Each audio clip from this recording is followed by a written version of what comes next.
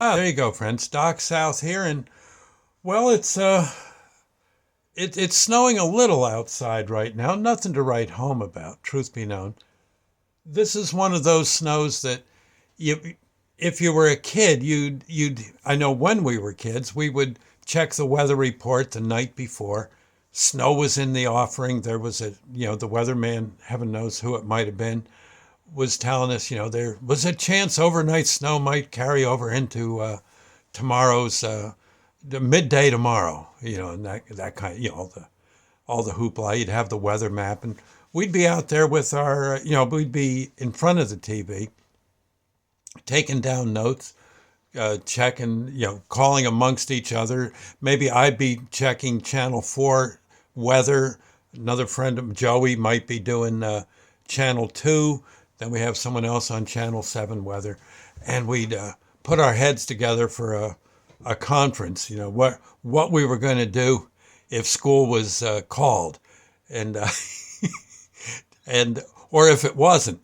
There was, of course, the ever pending debate, um, the, the the ever pending debate that should we do our homework or not. Generally, the answer was no. Obviously, it's going to snow. You don't have to do your homework tonight. You can do it tomorrow night. Generally, though, that was always a bad idea. Cooler heads would prevail, and we'd talk each other into getting our homework done that evening, so that if by chance school was not called off, at least we weren't going to get detention, or screamed at by Mrs. Gallagher uh, in seventh grade. It's it you weigh heavy though, because well, the thing is if you have to do your if you have to waste your time doing your homework, you're not downstairs in the basement greasing your sled, getting the runners simonized and the rust off it, and oiling things down, and making sure the all the bolts on the sled are just right. I had a toboggan. God, you had to get like a wood coating, waterproofing on the bottom of the, kind of get it good and slick on the bottom of the toboggan. Toboggan, yeah, toboggan is what we had. Yeah, and yeah, with the yeah, beautiful sled. Got that for Christmas, and I thought I died and went to heaven. Well, so there I am down there in the basement at 9 o'clock in the evening, uh, simonizing the darn thing, or using some kind of wood wax. I think was what I was using, some kind of Johnson and Johnson product, and that we had heard was good for sleds, and indeed it was. And then you'd go to bed thinking, oh boy, and half the night you're getting up and looking. Is it still snowing? I can hear my brother say, is it snowing? Yeah, I think it is. It is. I just saw a snowplow go by. Oh man, he's covered in snow. Oh, yeah. Of course, there were, and you'd go to sleep secure in the knowledge that the roads no way were going to be done. The fire siren would ring down in town, and we'd be that'd be it. Off we go to the sleigh riding hill, Gueren's Hill, and or on a sometimes it worked the other way around. Everything looked pretty good.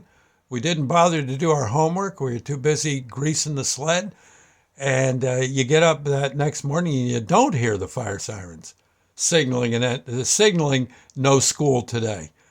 You, yeah, I know. Then there'd be this panic call all through the neighborhood.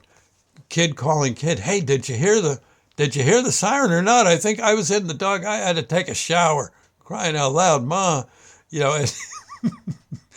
And, and indeed, no one heard the siren. So oh man, we got to go to school. Now kids are on the school bus trying to get their math done. Uh, Asking kids, trying to find the smartest kid on the bus to give them the answers, that kind of thing. You'll be willing to pay all your lunch money just to get a break, so you don't get detention again. And like that would be one scenario. But the other scenario, the best one was Did it? Did the snow keep up? You'd wake up a little bit, maybe at 11 o'clock at night. You're looking at, oh man, it's blowing down. Oh, look, there goes the snow plow. He's really shoving the snow. Oh, this is great. Looks, and you're looking at maybe on there might have been a little piece of the roof you could see at the lower roof of the house, looking down there from your bedroom window, and oh man, it looks like it's 5 inches of snow on the roof, and you know it's going to be great. And then that morning, you hear that wonderful call, the fire siren giving two rings at two hoots at 7 o'clock in the morning sharp. It's a snow day. Yeah. And now you're all set. Yes, indeed. And it's then you just go, well, of course you're not going to go back to bed. You do that if there's going to be school. No, now you got to get up and get everything ready, make the calls to your friends, pick a rendezvous point, a rendezvous time. Should we bring our snow shovels to pat down the deep snow so the runner sleds will do okay? No, we won't have to because Tomlinson there, me, is bringing his toboggan. We'll go down the hill. The toboggan will make nice packed snow paths for the runner sleds. And, so of course, they'd check to make sure I had my toboggan. Was it all good and greased up, waxed underneath? I said, yep, it's ready to go, pals. And, well, from there, we'd eat a hearty breakfast, just thinking, going to head out there in about another, just as soon as we get this cocoa down and the wheat tina, we're ready. And then, of course, my brother Ed, Ed's about 6 years younger than me, and he had to get all his snowsuit on because we us older kids could get by with just dungarees and good jackets and gloves and a hat and all that, just like Ed would. But he had to get all his other stuff on, or he'd be getting too cold. Well, being a smaller kid, and but we'd make the trudge, heading for a day of mirth and merriment out there on Gueren's Hill. Just pray that Mr. Gueren brought his doggone cows in. Because what would happen once you got there, if the cows were out in the field and they saw you, well, they weren't bad cows. It wasn't like you were dealing with bears or something. They were nice enough critters, but they'd run down with you. And I don't know if you've ever been on on an American Flyer sled, and or was it American Flyer? I think so, or a toboggan.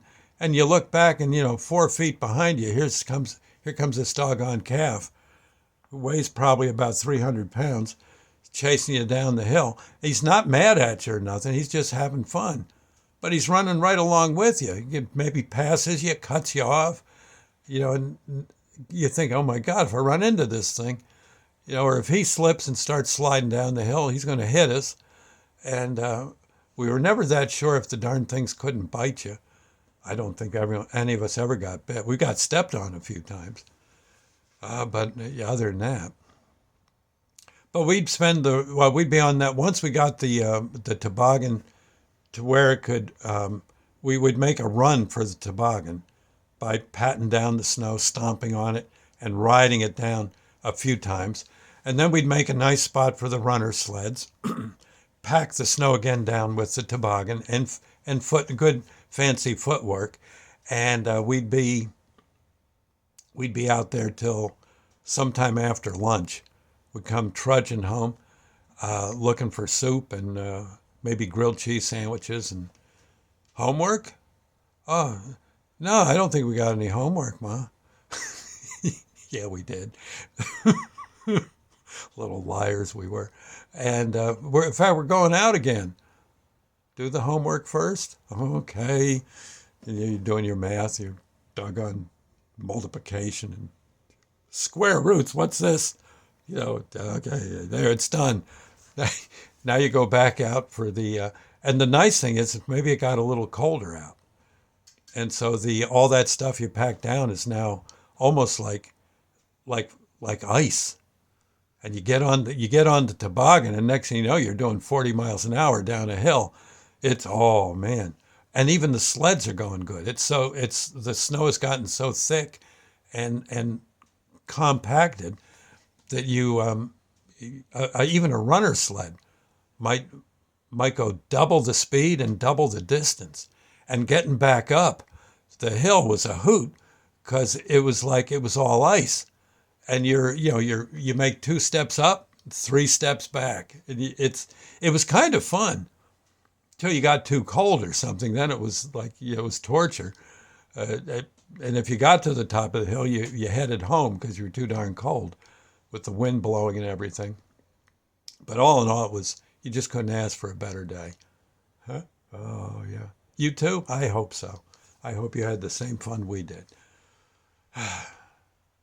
And yeah, well, of course, you get home, you had to take a hot bath, and Mom would bring in the cocoa. Much to our chagrin, we're sitting there in the tub. Ma, I had you two kids. I know what you look like. Here's your cocoa. Shut up. And we'd be knocking that down, and well, next thing you know, there'd probably be something I forget what for supper, but what probably spaghetti. Usually, Mom see it was snowing out. It was spaghetti, for sure, and you just couldn't have asked for a better day. All you could hope for was that maybe the snow would freeze, the roads would freeze over some more, and we'd maybe get a second day of freedom from education. Sometimes it would happen.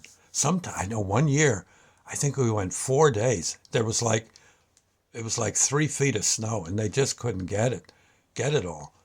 And then more, a little bit more, and a little bit more. It was so we were like 4 days of nothing but sleigh riding. That was the kids. Well, the kids are all grown ups now. They're my age. They're in their 70s, but I guarantee you they'd still speak in hushed tones about what fun it was. Mm. And the Monopoly games that we played, after we got too cold and went home, you just couldn't ask for better. Couldn't ask for better. Mm. And then there'd be the cookies. Yep. Yeah. Life was good when we were kids and it was snowing. Grown-ups now, I don't know. Everyone, you look at the snow and oh God, it's snowing out. You think of your car wrapped around a fence post or something. But hey, if you drive carefully and take your time, you'll get there, hopefully.